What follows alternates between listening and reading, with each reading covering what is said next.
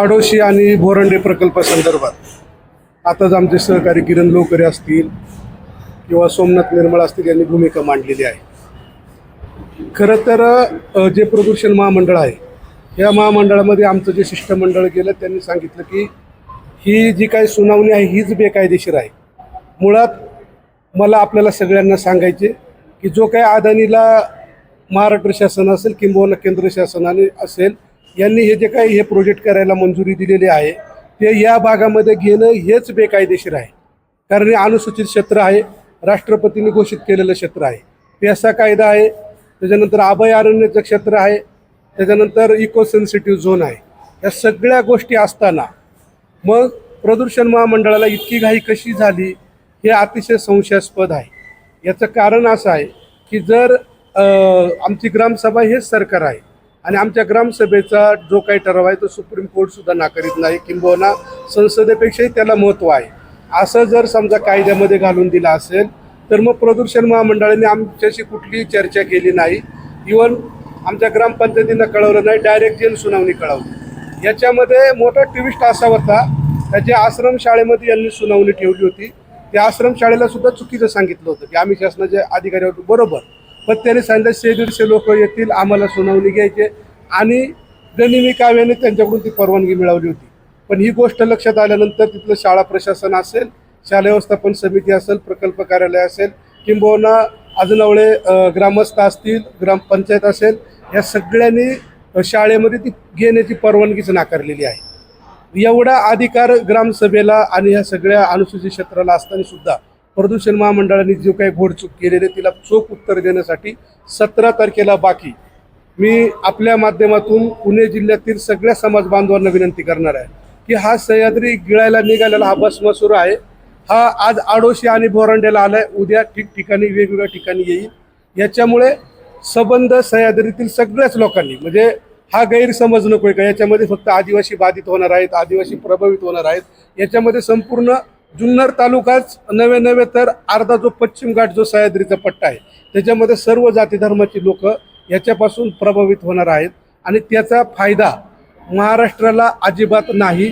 त्याच्यामुळं ह्या अदानी जो काही बिल्डर आहे किंवा मोठा उद्योगपती आहे त्याला मी या माध्यमातून शासनाला प्रशासनाला सांगणार आहे की बाबांनो, तुम्ही लोकांचे नोकर आहात, लोकांसाठी तुम्ही राज्य चालवतात ना की अदानीसाठी. अदानी काय तुमचा कोणी नाही. त्याच्यामुळे लोकांना संरक्षण दिलं पाहिजे, कुठल्याही प्रकारची दडपशाही करता कामा नये. आणि आता काय पूर्वीचा समाज राहिला नाही. अदानीने हा प्रोजेक्ट आणल्यानंतर वाऱ्यासारखी बातमी आज सोशल मीडियाचा जमाना आहे, घराघरामध्ये गेलेला आहे. रक्तरंजित इतिहास आदिवासींचा संबंध भारताने पाहिला आहे की ज्यामध्ये राघोजी भांगरेंच्या लढाया असतील, बिरसा मुंडांच्या लढाया असतील, नाग्या कातकरी, तंटाबिल या सगळ्यांच्या लढाया असतील. याची जर पुनरावृत्ती करायची जर नसेल तर आदिवासीच्या नादाला लागायचं काम यांनी सोडलं पाहिजे. किंबहुना माझं असं मत ही जनसुनावणी तर रद्द झालीच पाहिजे. पण बोरांडे प्रकल्प काय, सह्याद्रीच्या बेल्टमध्ये अशा या जे काही बिल्डर्स आहेत किंवा जे काही उद्योजक आहेत यांना 1 इंच जागा दिली नाही पाहिजे. याच्यामध्ये अजून मोठी गोष्ट अशी आहे की केंद्र शासनाचा जो काही अधिग्रहण कायदा आहे तो सुद्धा आदिवासींच्या जमिनीला लागू नाही. मग यांनी मधला मार्ग काढला की काही स्थानिक एजंट गोळा केले, काही मुंबई कल्याण साईट एजंट गोळा केले, आदिवासींच्या तिथं आले, सांगितलं, फसवलं, इथं मोठा प्रोजेक्ट होणार आहे, तुमच्या पोरांना नोकऱ्या लागतील, तुमची जमीन आम्ही मोठ्या भावाने घेतो, आणि मग लोकांना थोडं गुमराह करायचा प्रयत्न केला. परंतु आता आदिवासी समाजामध्ये अतिशय शिक्षित, उच्च शिक्षित अशी सगळं समाज झालेला आहे. त्याच्यामुळं तात्काळ सगळ्या लोकांचा गैरसमज दूर केलेला आहे. आडोशी आणि बोरांड्यामध्ये देखील त्या ठिकाणी बैठका झालेल्या आहेत. वन अधिकाऱ्यांना सुद्धा सूचना दिलेल्या आहेत, कारण वन हक्क कायदा आदिवासींच्या बाजूने आहे. उद्या वन असेल, जर आपण महाराष्ट्राचा विचार केला तर जवळजवळ 85% वन हे आदिवासींचं आहे.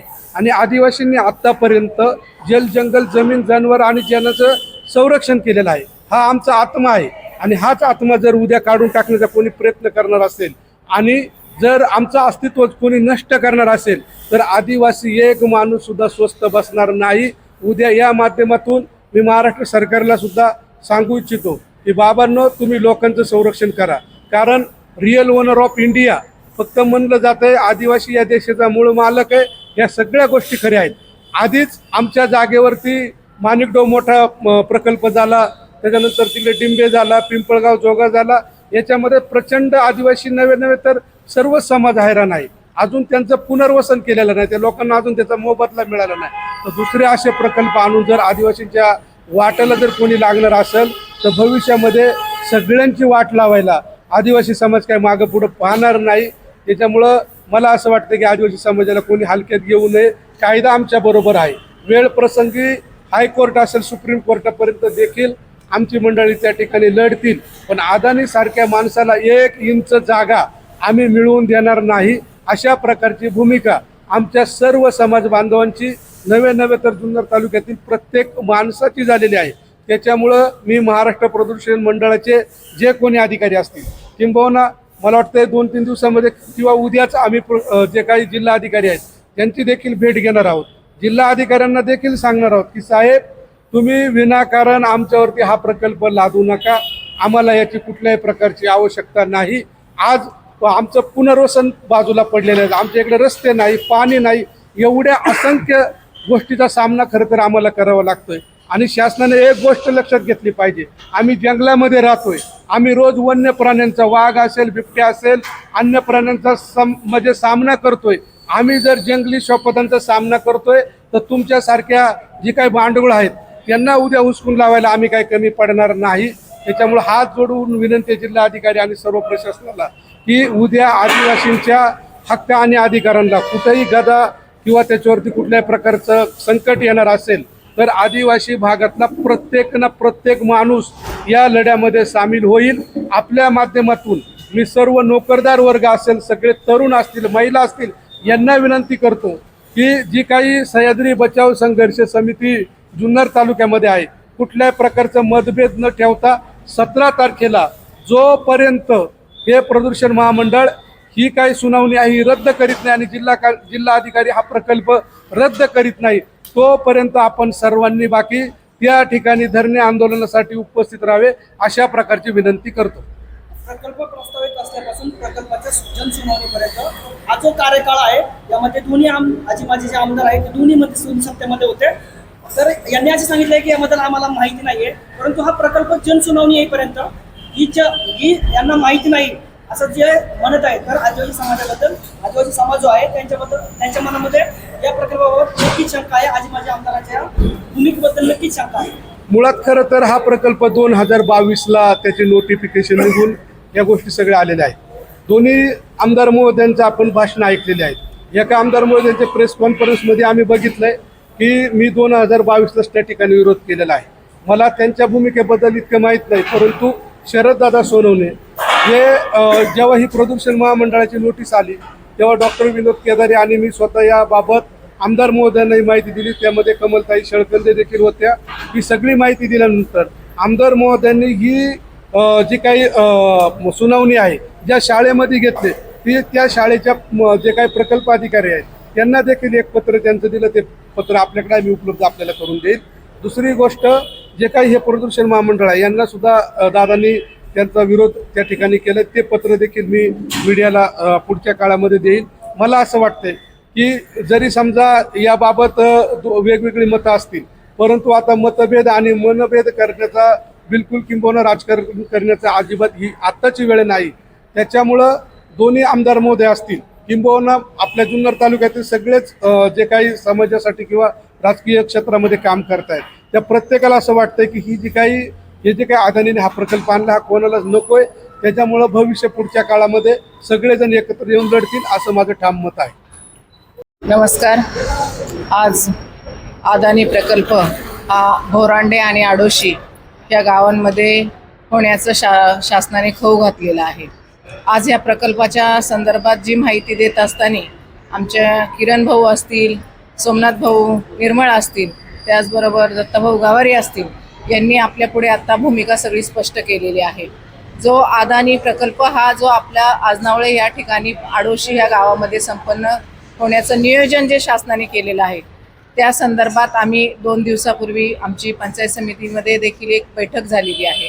त्याच्या अगोदर आमची एक आदिवासी प्रबोधिनीमध्ये एक बैठक झाली. त्या ठिकाणी सगळे आदिवासी समाज बांधव त्या ठिकाणी मोठ्या संख्येने उपस्थित होते.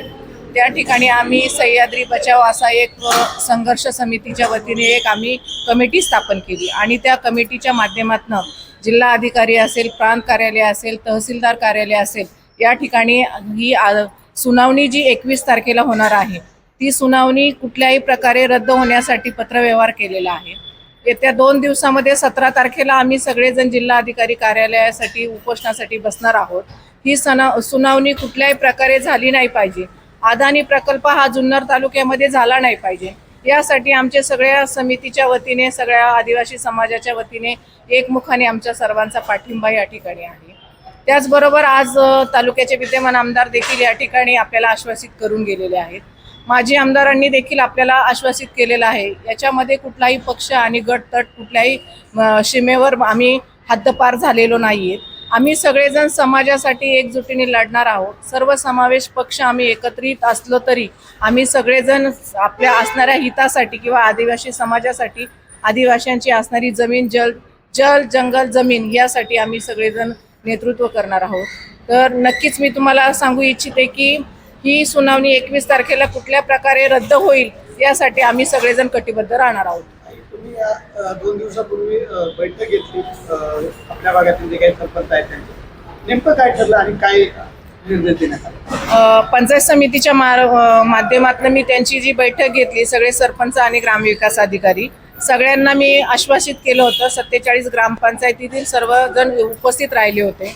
त्यांना विशेष गावामध्ये ग्रामसभा घेऊन या अदानी प्रकल्पाला आपण कसं विरोध करू आणि जास्तीत जास्त संख्येने आपल्याला त्याच्यामध्ये सहभाग घेऊन आपण तो प्रकल्प आपल्यातून हद्दपार करण्यासाठी भूमिका घेतली पाहिजे. आपल्या गाव बैठकी झाल्या पाहिजे, गावात आपलं त्याचं नियोजन झालं पाहिजे. आपल्या असणाऱ्या काहीशा तरुणांना किंवा काही ग्रामस्थांना अजून या गोष्टीची कल्पना नाही आहे, तर आपण सगळ्यांनी जनजागृती केली पाहिजे अशी त्यांना सूचना देण्यात आली.